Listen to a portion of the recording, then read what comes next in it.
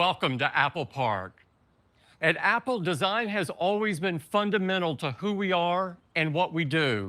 For us, design goes beyond just how something looks or feels.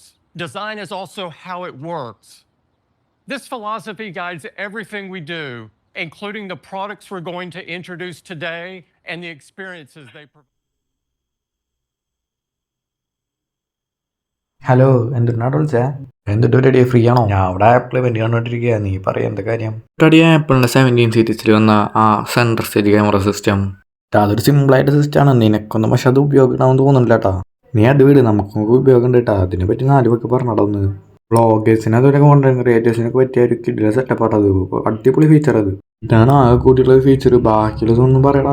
കൂടുതൽ അറിയണമെങ്കിൽ ഇങ്ങോട്ട് free ആകാൻ പറഞ്ഞ ബാക്കി ഞാൻ പറഞ്ഞുതരാം. 2025 സെപ്റ്റംബർ 9 ആപ്പിൾ ഇവന്റ് കണ്ടിരുന്നവരൊക്കെ ശ്രദ്ധിച്ചൊരു കാര്യം കൂടാ. ആപ്പിളിന്റെ 17 സീരീസിലെ ഫ്രണ്ട് ക്യാമറയിലെ സെൻട്രൽ സ്റ്റേജ് ക്യാമറ സിസ്റ്റം സംഭവം ഇതൊന്നും ഞാൻ വളരെ ചുരുക്കിയിട്ട് വളരെ ഡീറ്റെയിൽ ആയിട്ട് പറഞ്ഞുതരാട്ടാ.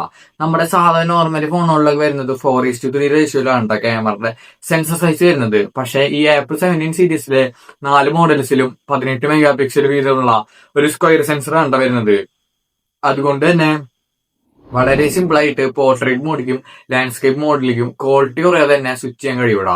അത് ആപ്പിളിന്റെ ഈ സെൻസറും അതേപോലെ തന്നെ AI ഇന്റഗ്രേറ്റഡ് സെറ്റപ്പ് ആണെന്നാണ്ടാ ഞാൻ ഈ AI ഉപയോഗിച്ചിട്ട് ഇതിനെ റിസർച്ച് ചെയ്തപ്പോൾ മനസ്സിലാക്കാൻ സാധിച്ചത്.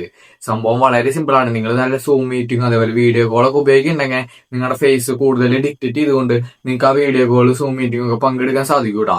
പിന്നെ ഇത് ഉപകാരപ്പെടുന്നത് വേറെ ആർക്കാന്ന് വെച്ച് കഴിഞ്ഞാൽ കോണ്ടന്റ് ക്രിയേറ്റേഴ്സിന് അല്ലെങ്കിൽ വ്ളോഗേഴ്സിനാണ്ടാ.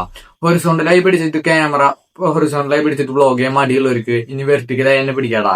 കാരണം ഈ സ്ക്വയർ സെൻസർ ക്രോപ്പ് ചെയ്തിട്ട് 16:9 റേഷ്യോയിലേക്ക് കൺവേർട്ട് ആവൂടാ. അപ്പൊ പിന്നെ നിങ്ങൾക്ക് സുഖമായിട്ട് ഇങ്ങനെ തന്നെ പിടിച്ചുകൊണ്ട് നല്ല സുഖമായിട്ട് തന്നെ വ്ളോഗ് ചെയ്യാടാ. അപ്പോൾ വ്ളോഗ് ചെയ്യാൻ താല്പര്യമുള്ളവരൊക്കെ വേണമെങ്കിൽ 17 സീരീസ് എടുത്ത് നല്ല കിടിലായിട്ട് വ്ളോഗിങ് തുടങ്ങിക്കോടാ. പിന്നെ അതേപോലെ തന്നെ സെൽഫി എടുക്കുന്നവരും ഗ്രൂപ്പ് സെൽഫി എടുക്കുന്നവരും ഈ സംഭവം എന്തായാലും അടിപൊളിയായിരിക്കൂടാ. പിന്നെ 17 സീരീസിലെ ഫ്രണ്ട് ക്യാമറ അടിപൊളിയാന്ന് പറഞ്ഞിട്ടുണ്ട്. ഞാൻ ഇതുവരെ എക്സ്പീരിയൻസ് ചെയ്തില്ല. എക്സ്പീരിയൻസ് ചെയ്യാണെങ്കിൽ അതൊരു കിടിലം വീഡിയോ ആയിട്ട് ചെയ്യാട്ടോ.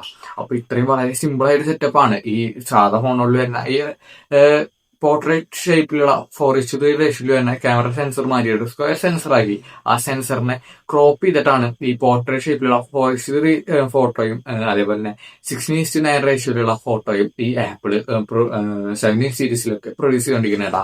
ഈ ഒരു സെറ്റപ്പിനെയാണ് സെൻട്രൽ സ്റ്റേജ് ക്യാമറ സിസ്റ്റം എന്ന് പറയുന്നത്. നല്ല വ്ളോഗേഴ്സിനൊക്കെ പിന്നെ സ്റ്റെബിലൈസേഷന്റെ കാര്യത്തിലൊക്കെ കുറച്ച് ഇമ്പ്രൂവ്മെന്റും കാര്യങ്ങളൊക്കെ ഉണ്ടെന്ന് പറഞ്ഞു കേട്ടുവിടാം.